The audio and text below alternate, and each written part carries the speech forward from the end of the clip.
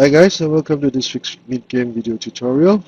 This will be the first part in section 3 of chapter 9 of the book, and we will be dealing with the pseudo-sacrifice. Uh, in some circumstances, if a piece was under attack, the opponent was about to gain material, but retreating would seem to be not a very good option. The pseudo-sacrifice can be considered as an alternative and aggressive proactive tactic. So let us continue with the example. Okay, before we continue, it is mandatory to count the number of pieces.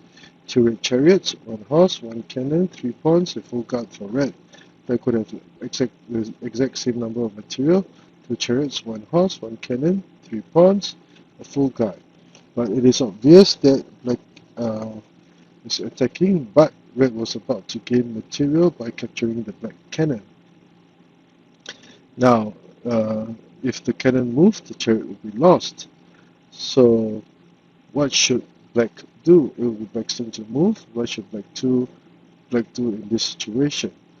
The answer would be to use the tactic of pseudo-sacrifice by capturing the horse and offering the black chariot as bait. Now, it would not be a good idea for black to try to retreat to try to trade material, because red would simply refuse, as he would play p1 plus 1. Black tries to move the cannon to safety, but red would have r1 plus 4 preparing to gain material, and he will have many combinations later on. So that is why a pseudo-sacrifice is perhaps the best option for black at this point. Red accepts, and black continues his attack with a very brilliant h3 plus 5. Now with the horse over here, black is prepared to go for the checkmate with the elbow horse. Checkmate. So he could also consider capturing the chariot. So the only way for red to resolve this would be to play p1 r1 plus 1, whereby theoretically speaking the chariot would be safe. However, black is not done, and he will still have many more tactical combinations up his sleeve.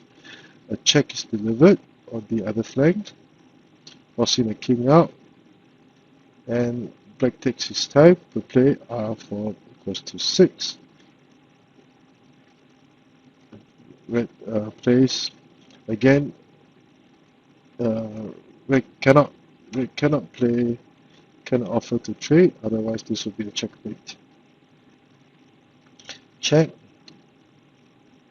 protect, check, threatening the black chariot, but black will sacrifice his horse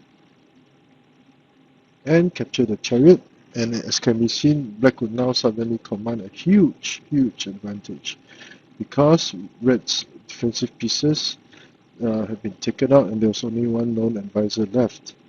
And coupled with black's very solid defense, 3 pawns, this pawn is ready to cross the river, it is obvious that black has the huge advantage. So let us do a quick review. Same material, red threatening to capture the black chariot, black cannon, sorry. Let us do it as black, as the black cannon. Pseudo-sacrifice. Accepts, and a brilliant move by black to continue attacking, forcing the chariot out. h5 plus 3, check, check, sacrifice, check, lock, check again, moving the advisor away, and black will cap his final attack with this move and to gain back lost material. So at this point in time, black would have a full guard, same number of pawns, cannon and chariot versus versus red's horse and chariot. So it is obvious that black has the advantage. So I hope you've enjoyed this short video. This is a very good example of a pseudo-sacrifice, and if you like the work that I've been doing, please do subscribe to my channel and give this video a thumbs up. Thank you.